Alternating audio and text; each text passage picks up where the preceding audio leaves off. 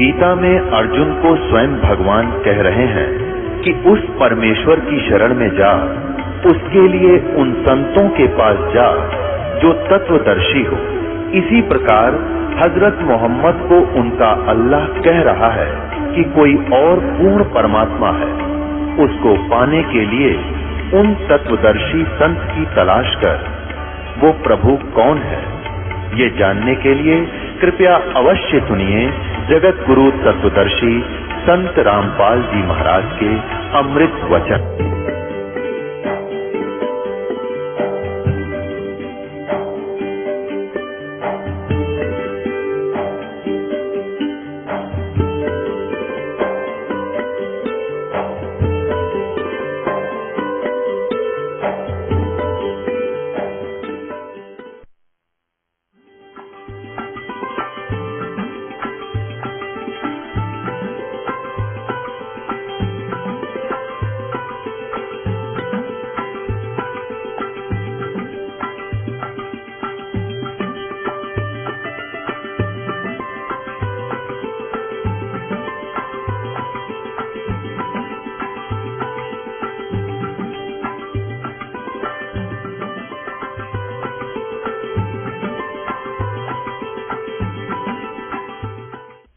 देव की करते भक्ति, उनकी कदे ना हो वह मुक्ति।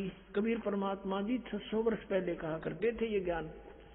और इन संस्कृत भाषा के जानने वालों ने कहा था कि कबीर जी तो अनपढ़ हैं, अशिक्षित हैं, ये संस्कृत भाषा को कैसे समझ सकते, ये झूठा है, कपटी है, झूठ बोलता है। ऐसा घोर विरोध करा दिया परमात्मा का। वो सितम ढाए परमात्मा के ऊपर। उनका इतिहास सुनाएंगे आने वाले समय में, जब भी ये कई दिन का सत्संग करेंगे अगले, क्योंकि 3 दिन का सत्संग, 3 का भी 2.5 दिन का समझ लो। ये तो इसमें तो परमात्मा की भूमिका बनती है। इसलिए 17 से 21 अभी फरवरी का 5 दिन का सत्संग होगा, उसमें और विशेष डिटेल बताई जाएगी। तो अब सिंपल सा आपको बताते हैं कि क्या हुआ कि परमात्मा 600 वर्ष पहले आकर ये कह गए थे कि ब्रह्मा विष्णु महेश के ये माता पिता हैं, इनकी जन्म मृत्यु होती है, ये अजरमर नहीं है, ये नाशवान है, इनकी पूजा से मोक्ष नहीं। इनकी जब आप जन्म मृत्यु तो हमें मोक्ष कैसे देंगे? हमें मोक्ष चाहिए गीता जी वाला।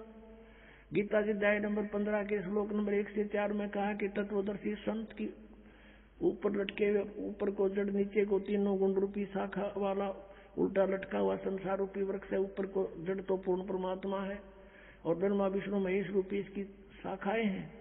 और तत्वदर्शी संत वो होगा जो इसके सभी भाग बता देता है। उसके पश्चात परमेश्वर के उस परम पद की खोज करनी चाहिए, जहां जाने के बाद साधक फिर लौट कर कभी नहीं आते। गीता जी अध्याय नंबर 15 के श्लोक 4 में कहा है। और जिस परमेश्वर ने सब ब्रह्मांडों की रचना की है, उसी की भक्ति करो, अन्य की नहीं।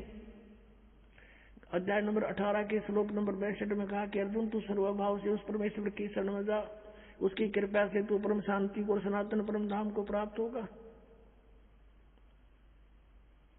अपने आत्माओं, अब ब्रह्मा विष्णु महेश ही नाशवान और ब्रह्म गीता ज्ञानदाता ये ब्रह्म है। ये चौथे अध्याय के 5वें 9वें श्लोक में, दूसरे अध्याय के 12वें श्लोक में, 10वें अध्याय के दूसरे श्लोक में कहता है कि तेरे और मेरे बहुत जन्म हो चुके हैं अर्जुन, तू नहीं जानता मैं जानता हूं। तो ये ब्रह्म भी नाशवान। और कबीर परमात्मा कहते हैं ठहर पकड़ ठहर रहिए।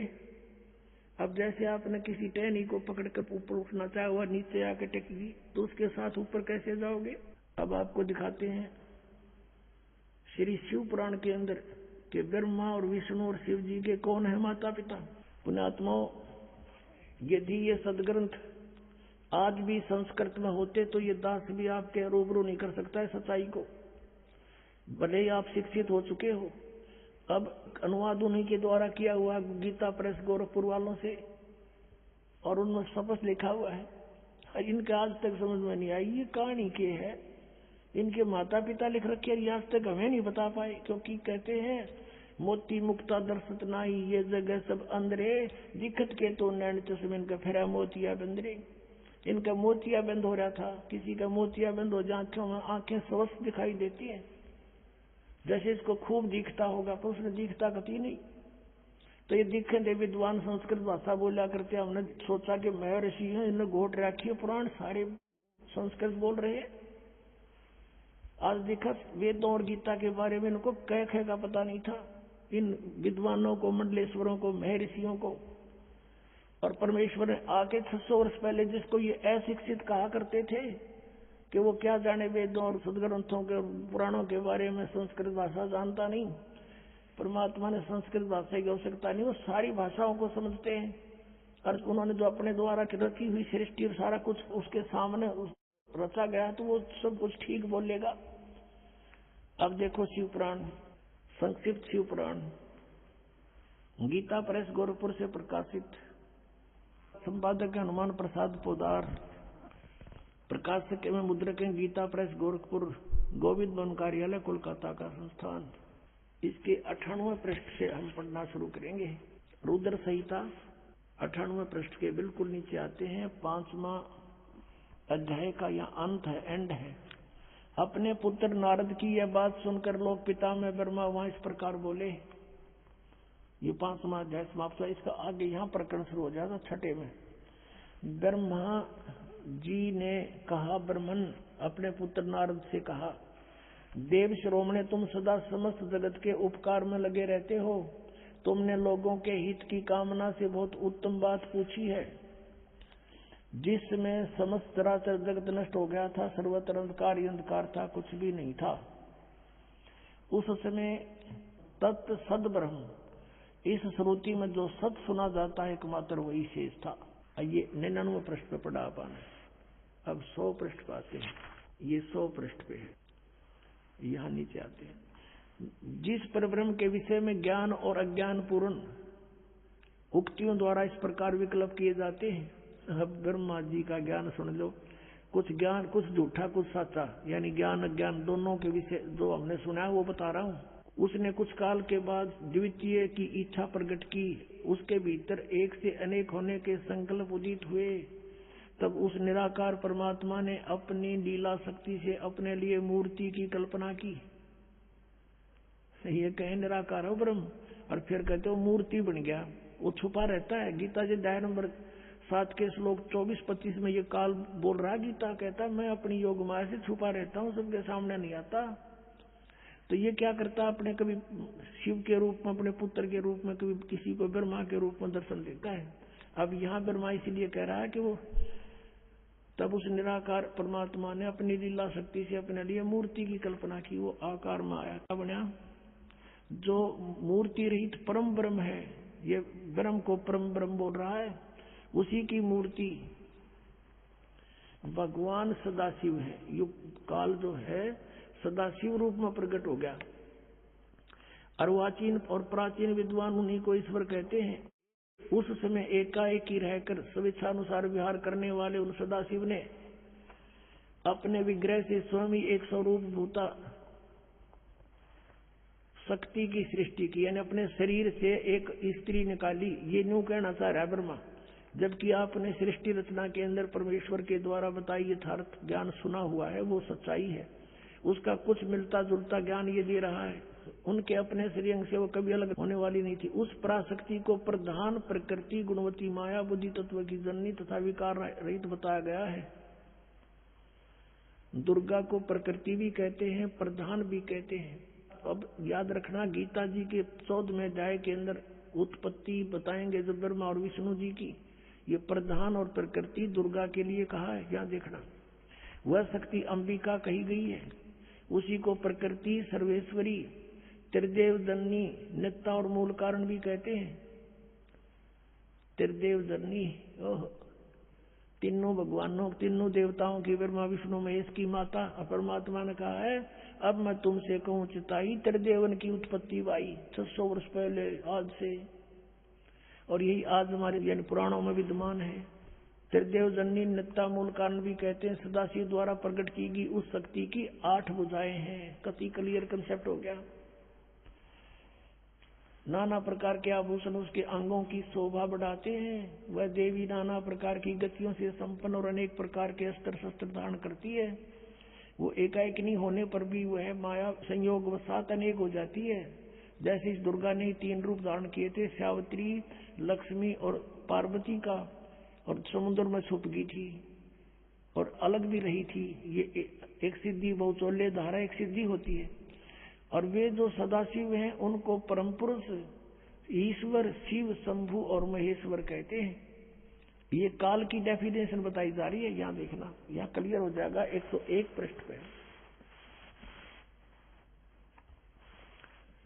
यहाँ देखना, वे अपने सारे अंगों पर भस्म रमाए रहते हैं। उन काल रूपी ब्रह्म ने, सदाशिव कहो, काल रूपी ब्रह्म कहो, एक समय शक्ति के साथ, नाथ नहीं, शक्ति सहित यानी दुर्गा के साथ शिवलोक नामक क्षेत्र का निर्माण किया था। उस उत्तम क्षेत्र को काशी कहते हैं। वह परम निर्वाण या मोक्ष का स्थान है जो सबके ऊपर विराजमान है। वे प्रिय और प्रियतम शक्ति और शिव जो परमानंद स्वरूप है उस मनोरम क्षेत्र में नित्य निवास करते हैं। शक्ति और शिव यानी काल और दुर्गा, यो सदाशिव काल, काल रूपी ब्रह्म और दुर्गा शक्ति। काशीपुरी परमानंद स्वरूपणी है। मुने शिव और शिवा ने, काल रूपी ब्रह्म और दुर्गा ने प्रलय काल में भी कभी उस क्षेत्र को अपने सानिध्य से मुक्त नहीं किया है। देवर से एक समय उस आनंद वन में रमण करते हुए शिवा और शिव के मन में यह इच्छा हुई कि कोई बालक बच्चा पैदा करें। ये दुर्गा और काल के मन में आई कि दूसरे पुरुष की सृष्टि करनी चाहिए, यानी कोई संतान उत्पत्ति करें। जिस पर यह सृष्टि संचालन का महान भार रखकर हम दोनों केवल काशी में रहकर स्वेच्छानुसार विचरें और निर्वाण धारण करें, ऐसा निश्चय करके शक्ति सहित सर्वव्यापी परमेश्वर शिव ने अपने वाम भाग के 10वें अंग पर अमृत मल दिया, यानी पति पत्नी व्यवहार किया। फिर तो वहां से एक पुरुष प्रकट हुआ, एक बालक का जन्म हुआ। देखना 102 पृष्ठ पे।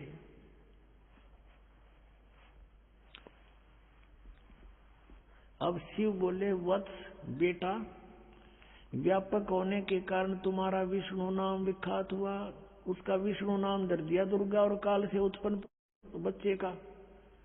ये हो गया जन्म दुर्गा और काल से विष्णु शब्द हुआ शिव पुराण ने। और ये 5500 वर्ष पहले की लिखी हुई पुस्तक है, आज की नहीं। अब यहाँ देखना, ये 6वां अध्याय समाप्त हो गया। अब 7वें में क्या लिखा है? ब्रह्मा जी कहते हैं देवर से तत्पश्चात कल्याणकारी परमेश्वर शाम सदाशिव ने पूर्ववत प्रयत्न करके जैसे विष्णु को जन्म दिया, उत्पन्न किया, मुझे भी अपने दाहिने अंग से उत्पन्न किया। अपनात्मा अब इनने कोई पूछने वाला हो, इनमें ऋषिया ने 5500 वर्ष हो गए इस पुराणों को लिखे, आज तक ये हमें कह नहीं बता सके। इन पर आश्रित थे, ब्लाइंड फेथ किया करते थे कि बड़े विद्वान पुरुष हैं, संस्कृत भाषा को जानने वाले हैं, और परमात्मा से हमारे को इसलिए दूर रखा, भगवान की वाणी को स्वीकार करने नहीं दिया और परमात्मा को परमात्मा नहीं मानने दिया। ये मां शत्रु रहे हमारे ये अज्ञानी नीम हकीम गुरु, चाहे वो किसी धर्म मजहब के रहे हैं। अब यहाँ पर अब 2 तो सिद्ध हो गए कि दुर्गा और काल से विष्णु जी और ब्रह्मा जी की उत्पत्ति तो स्पष्ट होगी, कंसेप्ट क्लियर हो गया। अब रह गया शिव। अब यहाँ ये विचलित हो गया अनुवाद करता कि यहाँ प्रकरण चल रहा है उनकी उत्पत्ति का, मूल संस्कृत में विद्वान है मूल पाठ में। यहाँ उसने सोचा शिव जी से शिव की उत्पत्ति कैसे लिखूं, हाथ काट गए। अब लेकिन कहते हैं चोर चुरावे तुमड़ी गड्ढा पानी में, वो गड्ढा हुआ ऊपर आवना सच्चाई छानी ना। अब दिखाता हूं आपको विद्वेश्वर संहिता पृष्ठ नंबर 24, 25, 26 पे। एक समय ब्रह्मा और विष्णु जी का इस बात पर झगड़ा हो गया। ब्रह्मा जी कहते मैं, विष्णु जी को कहते मैं तेरा बाप, और विष्णु जी कहते मैं तेरा बाप। अब इनको ऐसा भ्रम क्यों हुआ? क्योंकि काल ने प्रतिज्ञा कर रखी है कि मैं अपने वास्तविक शरीर रूप में कभी किसी को दर्शन नहीं दूंगा। तो साधकों ने साधनाएं की, हठयोग किया, किसी को ब्रह्मा के रूप में दर्शन दे दिया। इसका पुत्र ब्रह्मा साक्षात सबको दिखाई देता है, देवता है। तो सबने मान लिया कि ब्रह्मा ही सर्वशक्तिमान है, यही परमात्मा हमने समाधि में देख लिया, ये छुपाए हुए अपने आप को, सब उसके गुणगान करने लगे। ऐसे किसी को उसने विष्णु जी के रूप में दर्शन दे दिए, किसी को शिव के रूप में। तो कोई कहता नहीं विष्णु जी सर्वशक्तिमान है, कोई कहता नहीं शिव जी सर्वशक्तिमान है, यही भगवान है, ये छुपाए रहे अपने आप को। तो इनका भ्रम हो गया कि हम भगवान हैं। तो इन दोनों ने आपस में झगड़ा कर दिया। तो ऊपर से इस काल ने इनके बीच में एक सफेद पिलर खड़ा कर दिया, जिसको शिवलिंग बोलते हैं। तेजों में से चमक निकली बहुत की नहीं। तो ये हैरान रह गए, युद्ध बंद कर दिया, उसको देखने लगे ऊपर नीचे जाकर। फिर यू काल प्रकट हो गया अपने पुत्र शिव के रूप में, और इन दोनों को फिर शिक्षा देने लगा। देखिएगा विद्वेश्वर संहिता, ये संक्षिप्त शिव पुराण, प्रश्न नंबर 24-25 पे यहाँ देखिएगा विद्वेश्वर संहिता। और यहाँ आते हम, ये दोनों देखो भगवान ब्रह्मा और विष्णु लड़ रहे थे, इनके बीच में ये पिलर खड़ा कर दिया स्तंभ। फिर वो खुद आ गया शिव के रूप में। नीचे देखिएगा, अब ब्रह्मा और विष्णु ने पूछा प्रभु सृष्टि आदि 5 कृत्यों के लक्षण क्या हैं? ये तो हम दोनों को बताइए। भगवान शिव बोले, ये काल बोला मेरे कृत्यों को समझना अत्यंत गहन है, तथापि मैं कृपा पूर्वक तुम्हें उनके विषय में बता रहा हूँ। ये 5 अपने कृत्य बता दिए। ये देखना, ये 25 पे हमने पढ़ा, अब 26 पे पढ़ रहे हैं।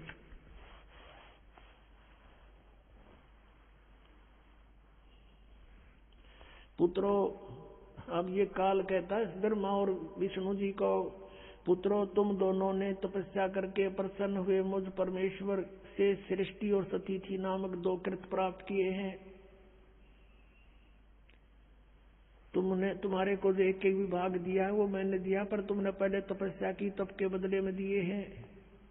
ये दोनों तुम्हें बहुत प्रिय हैं।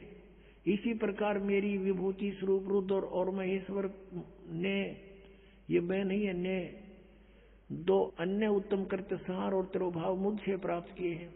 अब देखो 4 हो गए, ये 2 तो ये हो गए तुम दोनों ने, ब्रह्मा और विष्णु जी, और रुद्र और महेश्वर, और बोलने वाला 5वां सिद्ध हो गया, युग इनका पुत्र है। अब पुण्यात्माओं, ये ज्ञान परमेश्वर ने 600 वर्ष पहले कहा था धर्मदास जी को, और धर्मदास जी से कहा था तू अभी डंडोरा ना पीटिए इसका, आन देश में फिर सब की जो ना गांठ बांध जाएंगे। अभी तो ये हमने मूर्ख समझ रहे हैं, हमारे बच्चों को मुझसे दूर किए बैठे हैं। बिचली पीढ़ी आओगी जब देखेंगे इन्हें। अब सब अक्का बक्का रह गए, अब इनके पास कोई जवाब नहीं। जनता इनसे प्रश्न करती है कि तुम कहाँ सोया करते, मैं ऋषि हो, ये तुमने बैठा बैठा दिया, सारे समाज में भूत बना दिए, शास्त्र विरुद्ध ज्ञान सुना दिया। अब इनके बीड़ी धरती हो, पृथ्वी होगी, इनको मुश्किल माचेगी। सारे पंथाड़ा ने देख लिए। अब ये टीवी पर चलता है, पुस्तक भेज रहे हैं बड़ा बना करके, इसको पढ़कर समझदार बुद्धिमान समाज आज कोई बालक नहीं है। गॉड गिवन माइंड है आज के बच्चों में। अभी न पता ही ना था, कोई विकल्प नहीं था, कोई तुलना करने का कोई तरीका किसी ने बताया नहीं, तुलना करें किसके ज्ञान की। आज ये कंसेप्ट क्लियर करके धर दिया, मार्क के देख लिए सबने। ये ISI मार्क है जो दास ज्ञान देता है, सब सदग्रंथों में प्रमाणित है। अब वो पूछ रहे हैं उन गुरुओं से, उनको मुश्किल माच रही है, और बुद्धिमान लोग भाग भाग करा रहे हैं। कबीर परमात्मा कहते हैं कि डूबे थे पर उबरे, गुरु के ज्ञान चमक, और बेरा देखा दरदरा उतर चले फड़क। कबीर परमात्मा हमें समझाना चाहते हैं, मूर्ख गुरु के पीछे लाग रहे हो, और जब सतगुरु का ज्ञान सुना देखा है तो डूबो होगा हमने। पहले बेड़े हुआ करते, नौका के स्थान पर एक फ्लोटिंग बना लिया करते, पूरा लंबा चौड़ा लकड़ी इसका सूखा, और उसको ऊपर फूस फास ऊपर डाल लेते थे, लकड़ ऊंचे ऊंचे, तो वो बेड़ा बोला करते, बेड़ा। और उस बेड़े के ऊपर बैठ के पार करा करते दरिया को, बहुत पुराने समय का वो है। तो कहते परमात्मा कहते हैं कि जब तुम्हें संत मिल जावे, सच्चा गुरु, तो इस तरह जंप लगा जाना उस डूबने वाले बेड़े तय भाग लेना। कैसे कि डूबे थे पर उबरे, गुरु के ज्ञान चमक, गुरु के ज्ञान को देखकर ऐसे चमक गए नो, एकदम चौकस हो गए, चौकन्ने हुए कि किसी ने बता दे नो देख डूबेगा, ये टूटा पड़ा है बेड़ा तुम्हारा, आ जाए, ये बिल्कुल ठीक है, इस पर आ जाओ फटाफट। तो कहते हैं यूं देख कर अपने बेड़े को, टूटे हुए को एकदम फड़क कर कूद गए दूसरे पे, एक सेकंड की भी विचार नहीं करे, डूबे इस पर। तो क्या बताते हैं कि जब तुम्हें ये ज्ञान होगा कि जो ज्ञान तुम्हें प्राप्त है वो डुबोने वाला है, तो ऐसे वहां से तुरंत भागना पड़ेगा, जैसे एकदम जंप लगा कर जान बचाने वाली बात होती है। तो कबीर परमात्मा कहते हैं बेरा देखा डूबे थे पर उबरे, गुरु के ज्ञान चमक, चमक माने नो चौकस हो गए, एकदम चमक का पड़ा करें। और बेड़ा देखा दरदरा, यानी टूटा फूटा तो डुबोएगा, तो उत्तर चले फड़क, फड़क कर जैसे कोई पशु के पास में जाकर हॉर्न बजा दे, वो एकदम फड़क कर भाग गया करे। कहते नो फड़क कर कूद गए दूसरे बेड़े पे, यानी ऐसे गुरु को बदल लेना चाहिए। उस नकली गुरुओं को इस तरह तुरंत त्याग देना पड़ेगा आपको जान बचाने के लिए। अब आपको दिखा दिया ये कह ब्रह्मा विष्णु महेश के कोई माता पिता नहीं, और इनके इतिहास में, इनकी जीवनी में लिखा है इनके माता पिता हैं। और जो ये पांचवा कौन है, ये ब्रह्म है, यही गीता का ज्ञान दे रहा है। देखिएगा फिर शिव पुराण, ये वही शिव पुराण है, गीता प्रेस गोरखपुर से प्रकाशित। अब हम उसको पढ़ रहे हैं, 26 पृष्ठ पे आप पढ़ रहे हो, विजवेश्वर संहिता। अब हम यहाँ आगे थे पढ़ते पढ़ते कि पुत्रों तुम दोनों ने तपस्या करके प्रसन्न हुए मुझ परमेश्वर से सृष्टि और सतीथि नामक 2 कृत प्राप्त किए, ये दोनों तुम्हें बहुत प्रिय हैं। इसी प्रकार मेरी विभूति स्वरूप, मेरे स्वरूप में ये मेरे जैसे शरीर वाले रुद्र और महेश में भी ने भी 2 उत्तम कृत संहार और तिरोभाव मुझ से प्राप्त किए हैं। तो इसका मतलब हो गया ये पांचवा कौन है, ये ब्रह्म है, काल है, काल रूपी ब्रह्म है। यहाँ ये क्या कहता है कि मैंने पूर्व काल में अपने स्वरूप भूत मंत्र का उपदेश किया है, जो ओंकार के रूप में प्रसिद्ध है, वही महामंगलकारी मंत्र है। सबसे पहले मेरे मुख से ओंकार ओम प्रकट हुआ, जो मेरे स्वरूप का बोध कराने वाला है। ओंकार वाचक है, मैं वाच्य हूँ, ये मंत्र मेरा स्वरूप ही है। प्रतिदिन ओंकार का निरंतर स्मरण करने से मेरा ही सदा सिमरण होता है। तो ओम का जाप ब्रह्म का है, काल का है।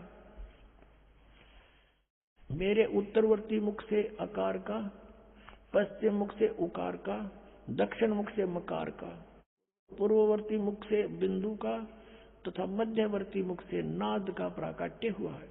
यानी 5 अवय हैं इसमें,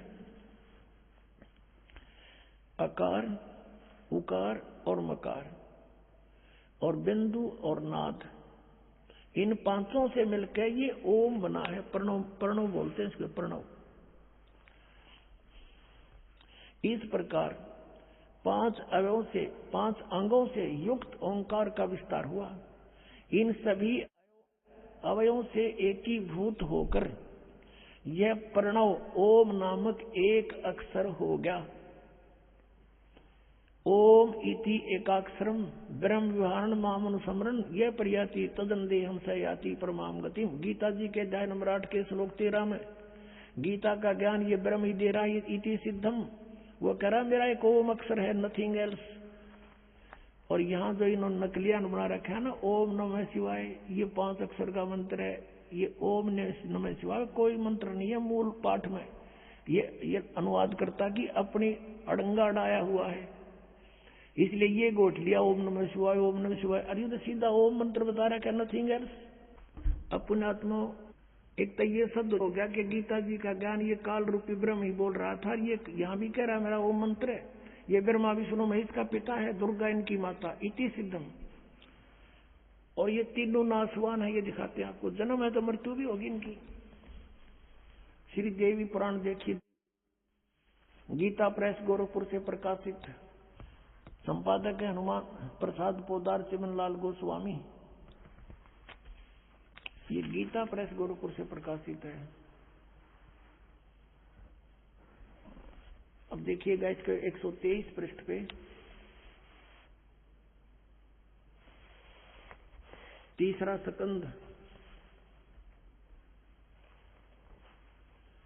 अब भगवान विष्णु अपनी माता दुर्गा की स्तुति करते हुए बोले, तुम शुद्ध स्वरूपा हो, ये सारा संसार तुम्हीं से उद्भासित हो रहा है। मैं ब्रह्मा और शंकर हम सभी तुम्हारी कृपा से विद्यमान हैं। हमारा आविर्भाव यानी जन्म और तिरोभाव माने मृत्यु हुआ करता है। हमारा तो जन्म और मृत्यु होता है, केवल तुम ही नित्य हो, जगत जननी हो, प्रकृति और सनातनी देवी हो। भगवान शंकर बोले, देवी यदि माँ भाग विष्णु तुम्ही से प्रकट हुए हैं तो उनके बाद उत्पन्न होने वाले ब्रह्मा भी तुम्हारे बालक हुए। फिर तमोगुण लीला करने वाला शंकर क्या तुम्हारी संतान नहीं हुआ? अर्थात मेरी भी माँ तुम ही हो, अर्थात मुझे भी जन्म देने वाली, उत्पन्न करने वाली तुम ही हो।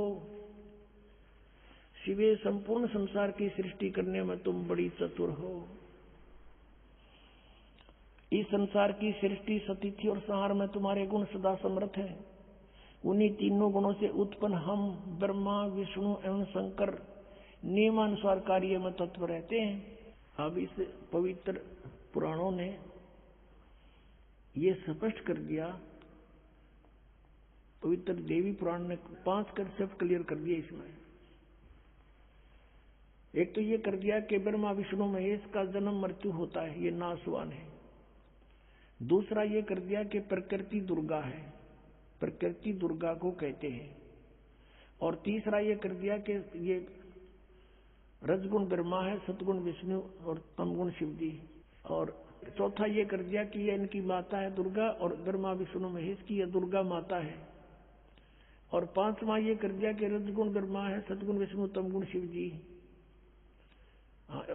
चौथा और पांचवा कर दिया कि ये केवल नियमित कार्य ही कर सकते हैं, यानी किसी के कर्म में ये परिवर्तन नहीं कर सकते। आपका जैसा कर्म है वैसा ही दे सकते हैं। आपके भाग में दुख है तो ये कोई परिवर्तन नहीं कर पाएंगे। केवल पूर्ण परमात्मा कबीर परमेश्वर आपके प्रारब्ध के पाप को काट कर आपको सुख दे सकता है। उसके हाथ में कलम है, वो सर्वशक्तिमान है। अन्य ना ब्रह्म कर सकता, ना परब्रह्म कर सकता, केवल पूर्ण ब्रह्म कर सकता है, वो सत्पुरुष है। अब यहाँ आपको दिखाते हैं, ये विष्णु जी स्वीकार करते हैं कि मैं छोटा सा बालक था तब मुझे आपके दर्शन हुए थे, आप मुझे पालने पर झुला रही थी। देखिएगा, अब विष्णु जी ब्रह्मा और शिव को बता रहा है। ये वही तीसरा स्कंद है, पृष्ठ 120 पर पढ़ रहे हैं, पहले 123 पे पढ़ा था। संक्षिप्त देवी भागवत। अब विष्णु जी कह रहे हैं ये वे ही दिवांगना हैं, ये वही देवी हैं जिनके प्रलय वर्ण में, यानी जब जल ही जल था, सारा पानी ही पानी था, मुझे दर्शन हुए थे। उस समय मैं बालक रूप में था। विष्णु जी बता रहे हैं, मेरा याद आ गया, माँ देखी थी मैंने कभी, और मुझे पालने में झुला रही थी। वट वृक्ष के पत्थर पर एक सुदृढ़ सैया बिछी थी, उस पर लेट कर मैं पैर के अंगूठों को अपने कमल जैसे मुख में लेकर चूस रहा था। अपने आत्माओं, परमात्मा कहा करते, निरंजन धन तेरा दरबार, निरंजन धन तेरा दरबार, जहाँ पर तनिक न न्याय विचार, जहाँ पर तनिक न न्याय विचार। पाखंडी की पूजा जग में संत को कहें लबाड़, पाखंडी की पूजा जग में संत को कहें लबाड़। अज्ञानी को परम विवेकी, ज्ञानी को मूढ़ गंवार, निरंजन धन तेरा दरबार, निरंजन धन तेरा दरबार, जहाँ पर तनिक न न्याय विचार। वैसा ओढ़े मुल मुल खासा गल मोतियों के आर। वैसा ओढ़े मुल मुल खासा गल मोतियों के आर। पतिव्रता को मिले न खादी वो सूखा निरस आहार। निरंजन धन तेरा दरबार। निरंजन धन तेरा दरबार। जहाँ पर तनिक न न्याय विचार। कह कबीर सुनो भाई साधो यहाँ सब उल्टा व्यवहार। कहे कबीर सुनो भाई साधो यहाँ सब उल्टा व्यवहार।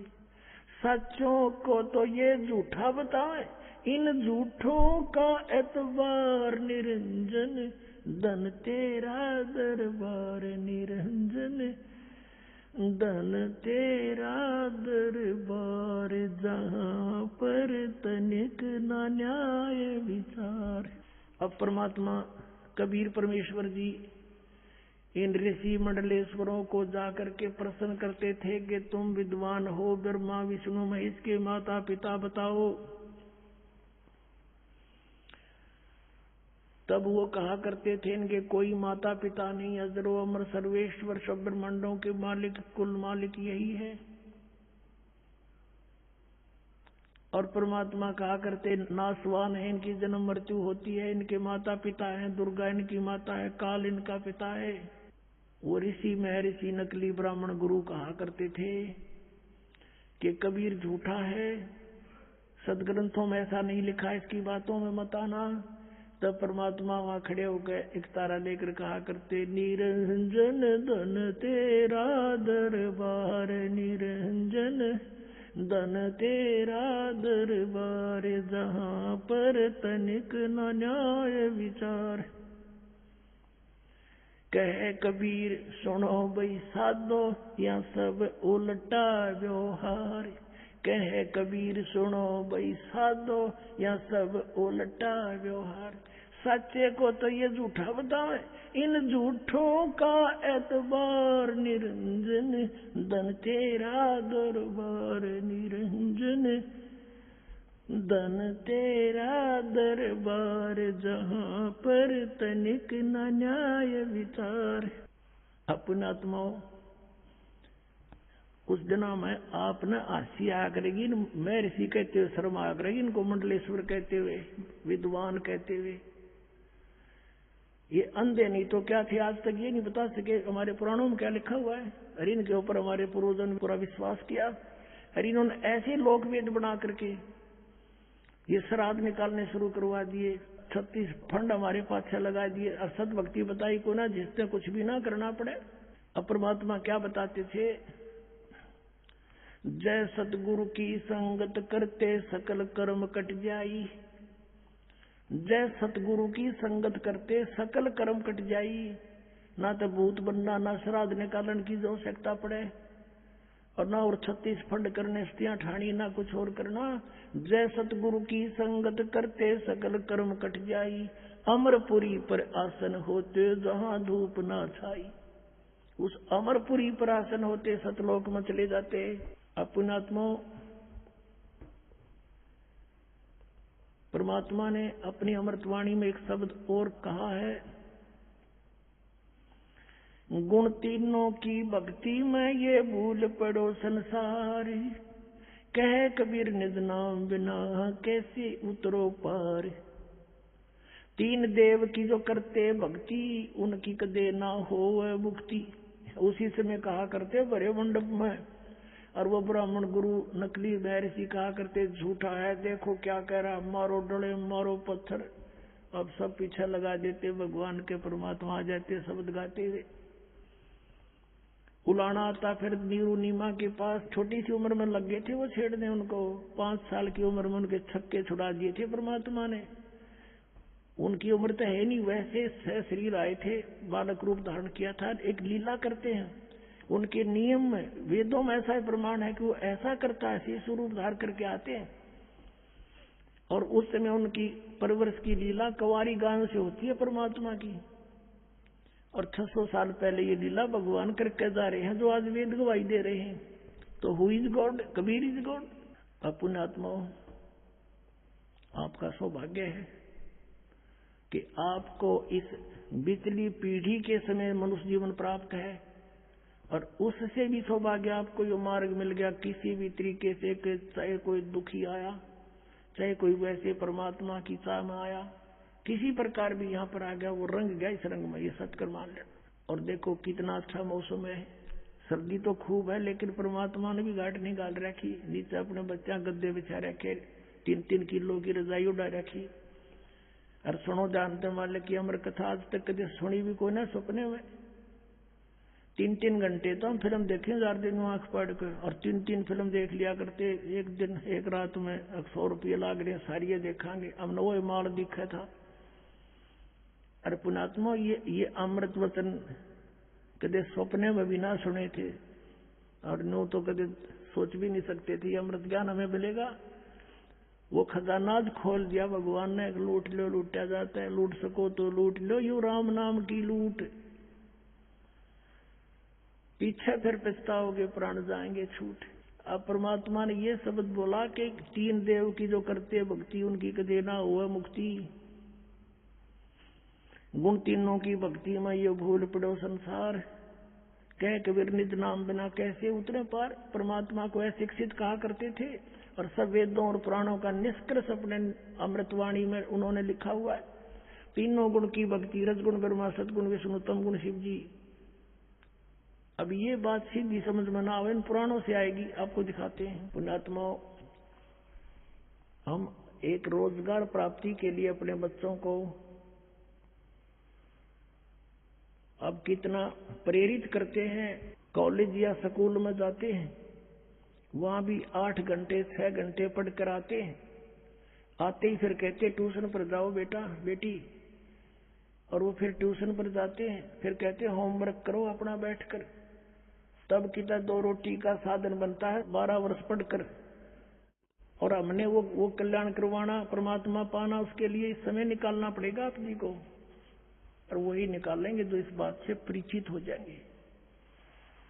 जैसे किसान फसल बोता है, और ये हरियाणा पंजाब राजस्थान का ये क्षेत्र, और ये जनवरी और फरवरी और दिसंबर का महीना किसान खेतों में गेहूं बीज देता है। हमने देखा, हमारे अमरदास का भी जन्म किसान परिवार में हुआ, वहां देखा करते थे, हम बालक से थे, हम तो रजाई भी ओढ़ लेते, ऊपर खेस भी डाल लेते जब हमारे पिताजी निकल कर जाते थे खेतों में। रात्रि के समय खेतों में नहर का जल, सिंचाई के लिए जल देने के लिए, उस समय शीत लहर चलती, छोटी छोटी कभी फुहार भी आ जाती, लेकिन किसान वापस कदम नहीं हटाता। इतनी अंधेरी रात में कांटे भी लग जाते हैं, नमूनिया भी हो सकता है, कुछ भी हो सकता है, कोई हिंसक पशु भी सामने टकरा सकता है, लेकिन वो पीछे नहीं हटते, वो उस सिंचाई को करके ही आते हैं रात्रि में। उनको पता है यदि आज चूक किया तो फिर 10-15 दिन में नहर का पानी उपलब्ध होगा, और ये फसल सूख जाएगी, मेरे बालक भूखे मरेंगे, मैं भी भूखा मरूंगा। तो वो व्यक्ति इस काम को कर सकता है, इतने कठिन कार्य को आम व्यक्ति नहीं कर सकता, जिसको ज्ञान नहीं, जो परिचित नहीं उस प्रोसेस से। तो पुण्यात्माओं, इस प्रोसेस से जो परिचित हो जाएगा वो ये कठिन परिश्रम करेगा। ये कठिन नहीं है परमात्मा के पाने के लिए। तो देखा आपने, शेख फरीद ने उल्टे लटके तप करे राज त्यागे, और यहाँ तो रजाई ओढ़ के भगवान की कथाएं तो सुननी है, ये कठिन परिश्रम किए है। तो इसलिए ये दास चाहता है आप जी को इतना तैयार कर दूं, आप उल्टे नहीं हटो, आप करके छोड़ो इस काम को, इस जीवन का लक्ष्य पूरा करो। इसलिए ये ज्ञान आपके अंदर फीड किया जाता है, ये ज्ञान आपको टेकन नहीं देगा, फिर देख लेना। और ये ज्ञान ही लास्ट में आधार हो जाके 10-5 वर्ष में सारे ढीले हो लेंगे। ये जो आज 25-30 साल के हैं, 40 वर्ष के 20 साल में, 60 साल के 65 साल के वरिन की लागी गर्दन हलन, फिर ने सब दिख जाएगा कि बाड़ा कुछ नहीं। और स्पीड तो भक्ति करो चलो सतलोक में। और वैसे ज्ञान होने के बाद बच्चे बचपन से ही ज्यादा, छोटी आयु के ज्यादा लगन लगाते हैं। तो अब सभी के लिए एक सुअवसर खुल गया है, बालक भी भक्ति कर सकते हैं, युवा भी कर सकते हैं, और बुजुर्गान दृष्टि अपना स्थान निकट दिखाई देगा कि ठीक है बच्चे, जो काम था हमारा अपना पूरा हुआ, लेकिन यूं भी तो काम आवश्यक रह गया, जो जरूरी था उसका एरियर निकालना, वो जाने और तगड़े होकर करनी भक्ति। तो अब आपको तो इसमें थोड़ा बहुत समय ज्यादा भी सत्संग में लग जाए तो खुशी मनाना। पुण्यात्माओं को तो ऐसी उमंग उठनी चाहिए, काव्य के प्रसंग होगा और कितनी बार सुन ले इस कथा को उतनी प्यारी लगनी चाहिए आपको। जैसे स्वस्थ व्यक्ति सुबह भी खाना खाता है, शाम को भी खाता है, उतना ही स्वादिष्ट लगता है, और ये जो अस्वस्थ हो जाता है उसको अगर शाम को रुचि नहीं बनती तो समझो बीमार हो लिया। तो इसी प्रकार ये आत्मा जब जिनकी पाप कर्मों का, ज्ञान का बुखार जिनका जबर हट गया तो उनको भूख लगी रहती है। किसी दिन भी सुबह भी सत्संग उतना ही प्यारा लगना चाहिए, शाम को भी उतना ही प्यारा लगता है तो आप स्वस्थ हो, अन्यथा आपके ऊपर फिर से कोई पाप कर्म का दबाव बन गया है। तो जैसे बुखार युक्त व्यक्ति को, जबर युक्त व्यक्ति को भूख नहीं लगती, मीठी रोटी भी कड़वी लगती है, किस्मस भी कड़वी लगती है, मनुखा दाख, सेब, संतरे भी कड़वे लगते हैं, तो उसका ट्रीटमेंट क्या है? कड़वी कैप्सूल खाने पड़ेंगे। मलेरिया हो गया किसी को तो वह कड़वी गोली खानी पड़ेगी, फांके मारने पड़ेंगे, ना चाहते हुए भी खानी पड़ेगी, तब वो रोग उसी से कटेगा, फिर देखना वो रोटी स्वाद लगेगी। ऐसे ही ये सत्संग के वचन वो कुनीन भी साथ ही काम करते हैं। किसी को अरुचि होती है तो भी समझ लेना कि वो गड़बड़ है, तो इसको और रुचि से सुनना चाहिए, ना चाहते हुए भी सुनते ही रहना चाहिए। कुछ देर में अपने आप एकदम आपके अंदर रुचि जागृत होगी। अब आपको दिखाते हैं तीनों देव की जो करते भक्ति, उनकी कदे ना हो वह मुक्ति। 600 वर्ष पहले भगवान कह के गए कबीर जी, और आज हमारी गीता जी बता रही है ये कि इन तीनों देवताओं की भक्ति किस टाइप के आदमी करते हैं। देखो पहले ये सिद्ध करते हैं गुण किसे कहते हैं। ये मार्कंडेय पुराण है, संक्षिप्त मार्कंडेय पुराण, गीता प्रेस गोरखपुर से प्रकाशित है। इसके भी 123 पृष्ठ आपको दिखाते हैं, ये 122 पृष्ठ है संक्षिप्त मार्कंडेय पुराण। यहाँ से प्रारंभ है। मार्कंडेय ऋषि बोले, मुने ये इन्हीं का प्रकरण चलता रहा। यहाँ आ जाते हैं हम 123 पृष्ठ पे। इस तरह स्वयंभू परमपिता परमात्मा की 3 अवस्थाएं हैं, रजोगुण प्रधान ब्रह्मा, तमोगुण प्रधान रुद्र और सतोगुण प्रधान विश्वपालक विष्णु है। ये ही 3 देवता हैं और ये ही 3 गुण हैं। गुण तीनों की भक्ति में ये भूल पड़ो संसार, कह कबीर निज नाम बिना कैसे उतरे पार। यही 3 देवता हैं, यही 3 गुण हैं। कंसेप्ट क्लियर हुआ। फिर भी और कंसेप्ट क्लियर करते हैं। एक संस्कृत सहित है श्रीमद देवी भागवत, अथ देवी भागवतम सभाष्टिकम सहमात्यम, खेमरा श्री कृष्ण दास प्रकाशन बंबई। इसके हम तीसरे स्कंद में आते हैं। अथ श्रीमद देवी भागवते भाषा टीका युक्ते तृतीय स्कंद प्रारंभते। अब इसके 11 पृष्ठ पर आते हैं और तीसरा स्कंद अध्याय 5। यहाँ देखना, ये 7वां श्लोक समाप्त हुआ, 8वां प्रारंभ होता है। हे माते, यदि हमारे ऊपर सदा आप दया युक्त हो तो हमको तमोगुण में किस प्रकार प्रदान किया है, ब्रह्मा रजोगुण और हरि सतोगुण युक्त क्यों किए हैं। अब संस्कृत और पढ़ाएंगे, देखियो। ये 7वां समाप्त हुआ, 8वां प्रारंभ होता है। यदि दया धर्मना न सदा अंबिके, यदि आप दयालु हमारे ऊपर है दुर्गा है अंबिके, कथम अहम विहित है। शंकर जी कह रहे हैं कि कथम अहम विहित है, किस प्रकार मैं बना दिया तमोगुण है। और कमल जय, कमल से उत्पन्न होने वाले ब्रह्मा को रजगुण संभव, सुवित किमो सतोगुण हरि, और विष्णु जी को आपने सतोगुण क्यों बढ़ा दिया। इति सिद्धम रजगुण ब्रह्मा सतगुण विष्णु तमगुण शिव जी। अपनात्मो श्रीमद भगवद गीता में आपको दिखाते हैं कि इन तीनों गुणों, त्रिगुणमयी माया, रजगुण ब्रह्मा सतगुण विष्णु तमगुण शिव जी की जो पूजा करते हैं उनको क्या उपमा दे रखी है इस पवित्र ग्रंथ में। देखिएगा, श्रीमद भगवद गीता गीता प्रेस गोरखपुर से प्रकाशित है। जयदयाल गोविंद का इसके अनुवादक है। अब ये 7वां अध्याय है। इसमें गीता ज्ञानदाता कहता है कि पार्थ, अनन्य प्रेम से मुझ में आसक्तित मेरे प्राण होकर योग में लगा हुआ जिस प्रकार से संपूर्ण विभूति बल ऐश्वर्य युक्त गुणों युक्त सबके आत्म रूप समग्र यानी पूर्ण रूप से मुझको संशय रहित जानेगा, उसको सुन। युक्त ने ऐसा ज्ञान सुना दूंगा जो तू मुझे अच्छी तरह समझ जाए मैं क्या हूँ, मेरी क्या स्थिति है। अब दूसरे में क्या कहता है कि मैं तेरे लिए इस विज्ञान से तत्व ज्ञान को पूर्णतः कहूंगा, जिसको ये तत्व ज्ञान नहीं है, इस ज्ञान को सीधा ही जानकर संसार में फिर कुछ भी जानने योग्य शेष नहीं रह जाता। फिर देखो इसमें कहा है कि हजारों मनुष्यों में कोई एक मेरी प्राप्ति के लिए यत्न करता है, नहीं तो अन्य देवताओं की पूजा करते रहते हैं। यत्न करने वाले योगियों में भी कोई एक मुझको तत्व से यथा रूप से जानता है, यानी एकादश जानता मुझको। और फिर देखो ये दोनों प्रकृति बताई है इसमें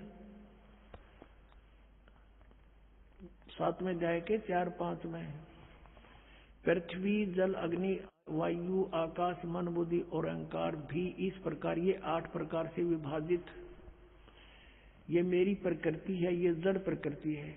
और ये 8 भेद वाली तो अपरा अर्थात जो जड़ प्रकृति ऊपर वाली जड़ प्रकृति है। और हे महाबाहो, इससे दूसरी जिससे यह संपूर्ण जगत धारण किया जाता है वह जीव रूपा वह है मेरी चेतन प्रकृति जान। ये दुर्गा है। दुर्गा एक भक्त बुजुर्ग सा था, 70 वर्ष की आयु का है, अब भी था कि वो भी भक्त है, लेकिन वो कहते हैं भगत तो बन जाते हैं, लेकिन गुरु जी के वचनों पर अविश्वास करता है तो भक्त नहीं। कारण क्या है कि हम उन संतों पर ऋषियों पर पहले विश्वास ब्लाइंड फेथ कर चुके हैं, जिनका ज्ञान आज एक आने का नहीं पाया इस परमात्मा की तत्व ज्ञान की रोशनी में। तो अब सभी वकील बन गए। इस दास को भी संशय की दृष्टि से देखते हैं। पुणात्मा ये अपना नोट कर लेना किसी भी कोने में हृदय के में, दास जो वचन बोलेगा उसने 100 बार तोल लियो पक्के पाओगे। आपने भूल के भी ये नहीं सोचना चाहिए कि ऐसे कैसे यहाँ नहीं हो सकता, ऐसा नहीं हो सकता। आप बालक हो, ये आध्यात्मिक मार्ग है, इसको समझना आपके बस की बात नहीं। आप इतना ही समझो जैसा दास आपको समझाना अब चाहे, और आपके रूबरू कराता हूं और फिर भी संशय रहता तो आप अपनी बालक बुद्धि समझ लेना। दास के वचन पर अविश्वास ना कर। तो उस बुजुर्ग का अविश्वास हो गया, अपने आप में विद्वान पाक रहा। एक दिन मुझे लिख कर दे दिया कि आप झूठ बोलते हैं, दुर्गा को प्रकृति नहीं कहते। तो इससे था कि उसने ये वचन नहीं सुन रखे दास के कहीं पर भी। इतना क्लियर कर देता है जो ध्यान से सुने, या तो याद खा कर सो जाता था। फिर वो पूछा, मैं कहा भी आप बात कर सुन मेरी, आपने मुझ पर विश्वास नहीं, विश्वास कैसे हो, ये कहीं नहीं लिख रखा। मैंने कहा फिर आप आज के बाद यहाँ मत आना, आप जा सकते। उसको आश्रम से अलाउड नहीं रखा। मैं जैसे नालायक आदमी जब अपने गुरुजी पे विश्वास कर प्रत्यक्ष दिखाता हूँ और अच्छा प्रमाण दिखाता हूँ, चला गया वो। फिर 2 महीना के बाद आया, यहाँ से आया तो उसको वापस कर दिया कि नहीं, ऐसे अनाड़ी व्यक्ति की यहाँ आवश्यकता नहीं है। उसने फिर मुश्किल माचगी समझ में आ गया, देखा सचमुच में तो गलती कर दी। और भक्तों ने उसको प्रमाण दिए, कहाँ अंधे हो रहे हो तुम, फिर सत्संग क्या सुनते थे, तुम तो खा कर सो जाता होगा फिर सत्संग में। फिर उसने देखा, फिर क्षमा याचना की, कहने लगे जी हम तो बालक हैं, बेशक मैं अपने आप में घना समझदार बुद्धिमान समझू था और आपके वचन पक्के पाए। तो पुणात्मा ये सत्कर मान लेना, दास जो बोलेगा सारी साची होंगी।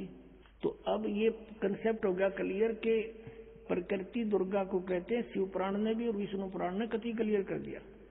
अब यहाँ प्रसंग चल रहा है कि तीनों गुण। अब ये काल कहता गीता ज्ञानदाता कि ऐसा ज्ञान सुना दूंगा, इसके जानने के बाद फिर कुछ भी जानना शेष नहीं रहेगा। आप देखो क्या बताना चाहता है वो। श्रीमद् भगवत गीता, गीता प्रेस गोरखपुर से प्रकाशित है। जयदयाल गोविंद का इसके अनुवादक है। ये 7वां अध्याय। और ये 12वां श्लोक।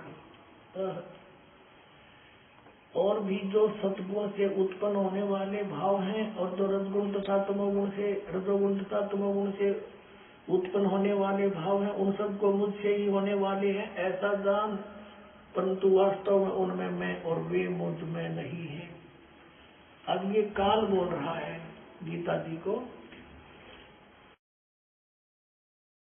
ये ज्योत स्वरूपी निरंजन, ये काल रूपी ब्रह्म गीता का ज्ञान श्री कृष्ण जी में प्रवेश करके बोल रहा है। और ये कह रहा है इन तीनों गुणों से, रजगुण ब्रह्मा, सतगुण विष्णु, तम गुण शिव जी से जो कुछ भी हो रहा है, यानी रजोगुण से उत्पत्ति श्री ब्रह्मा जी रजोगुण, और सतोगुण से सतीथि श्री विष्णु जी सतोगुण के प्रधान यानी सतोगुण युक्त, और तमोगुण शंकर भगवान से संहार, ये तीनों जो कुछ भी हो रहे हैं इनका मुख्य कारण मैं हूँ, काल कहता है। क्योंकि इसको 1 लाख मानव शरीरधारी प्राणी खाने का नित आहार लगा हुआ है। और ये कहता है कि मैं इनमें नहीं हूँ। आपने शिव पुराण में लिखा है 9वें अध्याय में रुद्र संहिता के में कि रजगुण ब्रह्मा सतगुण इस प्रकार तीनों देवताओं में गुण है, पर वो शिव गुणातीत माना जाता है। तो ये कहता मैं इनमें नहीं हूँ, इनसे अलग रहता हूँ। 7वें जाके 13वें श्लोक में, अब 13वें श्लोक में क्या बताया है कि गुणों के कार्य रूप सात्विक, राजस और तामस, इन तीनों प्रकार के भाव से ये सारा संसार प्राणी समुदाय मोहित हो रहा है। इन तीनों गुणों से परे, रजगुण ब्रह्मा सतगुण विष्णु तमगुण शिव जी से परे मुझ अविनाशी को नहीं जानता। अब 14 और 15 में कमाल कर दिया। 7वें अध्याय का हम पढ़ रहे हैं 14वां श्लोक। क्योंकि यह अलौकिक अर्थात अति अद्भुत गुणमयी मेरी माया, रजगुण ब्रह्मा सतगुण विष्णु तमगुण शिव जी द्वारा फैलाया गया ये जाल बड़ी दुस्तर है, बड़ा खतरनाक है। और जो पुरुष मुझको निरंतर भजते हैं, जो ब्रह्म साधना करते हैं, ब्रह्मा विष्णु महेश से ऊपर उठ जाते हैं, वो माया का उल्लंघन कर जाते हैं। अब 15 में बता दिया, समझ कर दिया कि माया के द्वारा जिनका ज्ञान हरा जा चुका है, कि जैसे त्रिगुणमयी माया, रजगुण ब्रह्मा सतगुण विष्णु तमगुण शिव जी के ऊपर ही जो आश्रित है, अन्य किसी की बात को सुनने को तैयार नहीं, उनकी बुद्धि वहीं तक सीमित होगी। जिनका ज्ञान हरा जा चुका है ब्रह्मा विष्णु महेश से अस्थायी लाभ मिलने के ऊपर, वो असुर स्वभाव को धारण किए हुए मनुष्यों में नीच, राक्षस स्वभाव को धारण किए मनुष्यों में नीच, और दूषित कर्म करने वाले मूढ़ लोग मुझको नहीं भजते।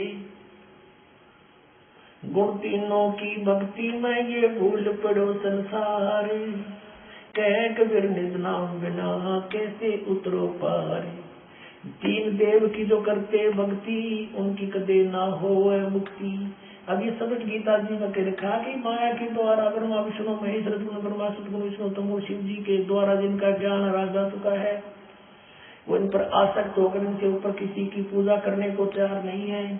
वो असुर स्वभाव को धारण किए हुए मनुष्यों में नीच, राक्षस स्वभाव को धारण किए हुए मनुष्यों में नीच, और दूषित कर्म करने वाले मूर्ख मुझको नहीं भजते।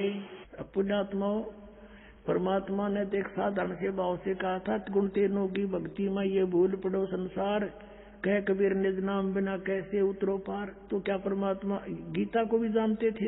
ये कहते हैं संस्कृत नहीं आती, वो तो गीता के भी गुण रहस्यों को जानते हैं, परमात्मा है वो।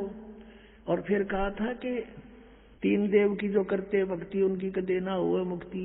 और वही गीता जी कह रही है कि तीनों गुणों की जो भक्ति करते हैं, रजगुण ब्रह्मा सतगुण विष्णु तमगुण शिव जी, इन्हीं तक इनकी बुद्धि सीमित हो गई है। कहते हो राक्षस स्वभाव को धारण किए हुए मनुष्यों में नीच, दूषित कर्म करने वाले मूर्ख। अब 4 गालियां इकट्ठी दे रखी गीता में इन पुजारियों को। अब कोई नो सोचा है अकरामपाल न्यू कहे इनकी भक्ति ना करनी चाहिए, या कबीर जी कहे, या तक गीता जी कह रही है आपकी। पुण्यात्मा, जैसे रजगुण ब्रह्मा की उपासना की थी किसने? हिरण्यकशिपु ने। राक्षस कहलाया, अपने बेटे का शत्रु हो गया, उसको मारने के लिए उद्धत हो गया अपनी मान बढ़ाई के कारण। और फिर बक्कल उतरा उसका, नरसिंह रूप बना कर आए परमात्मा, और फिर डावर डांगर की तरह मुझे बख्श दो भगवान, जब परमात्मा कहे नरसिंह रूप में कि इस बच्चे की इतने एक नहीं सुनी, अपनी मौत तुझे इतनी प्यारी लगी अपनी जान, अन्यों कह के पेट फाड़ के फेंक दिया उसका। अब परमात्मा कहते हैं कि हरणा कुछ छाती तोड़वाई और ब्राह्मण बाणा कर्म कसाई। वो तो ब्राह्मण यानी भक्त को आवे और इसे कुकर्म करें। ये कहते हरणा कुछ छाती तोड़वाई और ब्राह्मण बाणा कर्म कसाई। कहो भगत और साधक और बड़े और कर्म कसाइयों जैसे इनके। फिर शिव जी की उपासना की थी एक रावण ने। आपने पता है श्री तमगुण शिव जी के उपासक थे रावण। अब उसने कैसे जुल्म किए, एक परतरिया को उठा लाए, यानी शिव जी के बड़े भाई की पत्नी मां के समान, यानी शिव जी के भी मां के समान विष्णु की पत्नी को, सीता को उठा लाए, श्री राम की पत्नी को, यानी अपनी मां को उठा लाया पत्नी बनाने के लिए। दुष्ट, इसे बुंडा कुकर्मी और कौन होगा। राक्षस कहलाया, मांस खावे शराब पी और ब्राह्मण को आवे। ब्राह्मण बाणा कर्म कसाई, कुत्याली मौत मारा गया, सह परिवार नाश करवा गया और राक्षस कहलाया। तमोगुण शिव का पुजारी। एक भस्मागिरी नाम का साधक था, शिव का पूजा करता था कैलाश पर्वत पर। इसके मकान के सामने ऊपर को पैर नीचे को सिर करके और सिरासन पर तपस्या शुरू कर दी। एक दिन पार्वती जी ने कहा, भगवान आप तो समर्थ हो, दे दो आपके दास को क्या मांगता है। भगवान शिव खुश हो गए, कहने लगे मांग भस्मागिरी क्या मांगता है। भस्मागिरी ने कहा, भगवान वचनबद्ध हो जाओ तब मांगो। शिव जी ने सोचा कोई सिद्धि मांग लेगा, 8 तो है मेरे पास, एक दे दूंगा इसको। शिव जी ने कहा ठीक भाई हो गया, मैं वचनबद्ध मांगो। खड़ा हो गया सीधा, छोड़ दी तपस्या और कहा भगवान ये भस्म कड़ा दे दो। अब शिव जी वचनबद्ध हो गए थे, निकाल के दे दिया अकेले पुत्र। शिव जी ने सोचा था जंगलों में रहता है, अपनी रक्षार्थ मांग रहा होगा, उसको क्या पता था तेरे जान का दुश्मन है ये तेरा पुजारी।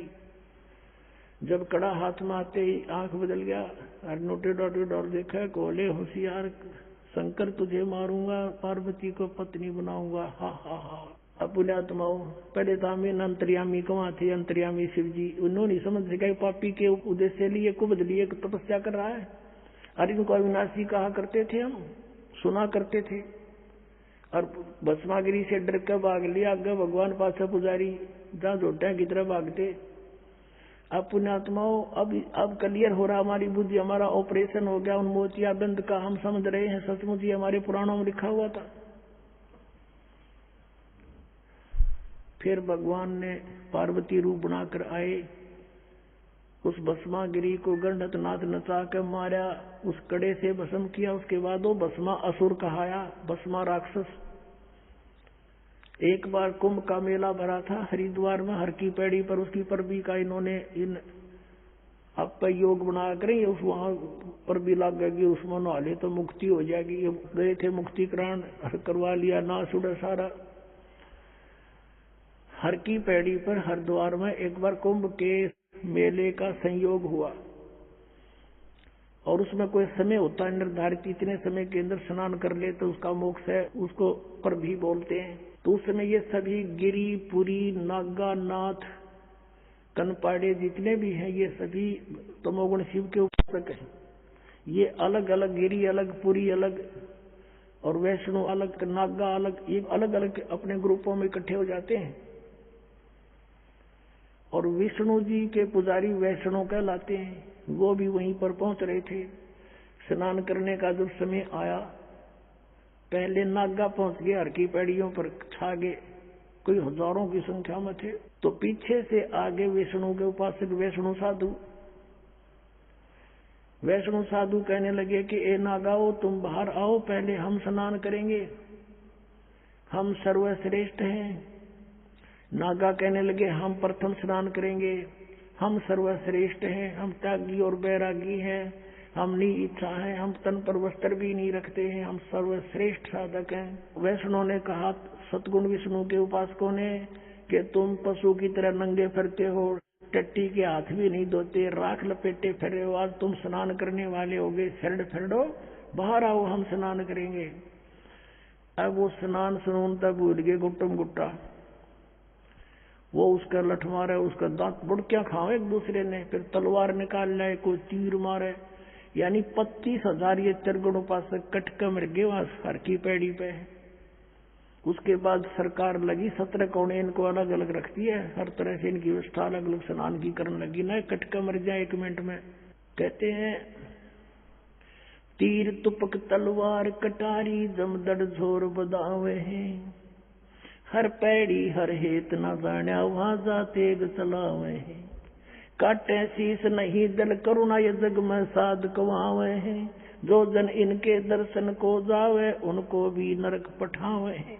कहते हैं तीर तलवार कटारी न सीधे छोरे गोप दिए मार गिरे कसाइयों की तरह। तीर तुपक तलवार कटारी ये जमदड़ जोर बधावे हैं, हर पैड़ी हर हेत नहीं जाण्या और वहां जा कर्ज चलावे हैं, तेग वहां तलवार चलावे। हर की पैड़ी कहे भगवान में इतना भी प्रेम नहीं, भगवान का डर नहीं, और कत्लेआम कर दिया वह हर की पैड़ी पे।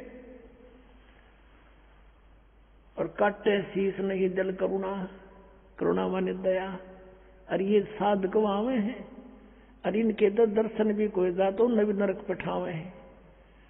तो परमात्मा ने आकर हमें बताया कि गुण तीनों की भक्ति में ये भूल पड़ो संसारी, कह कबीर निज नाम बिनो तुम कैसे उतरो पार, 3 देव की जो करते भक्ति उनकी कदे ना होए मुक्ति।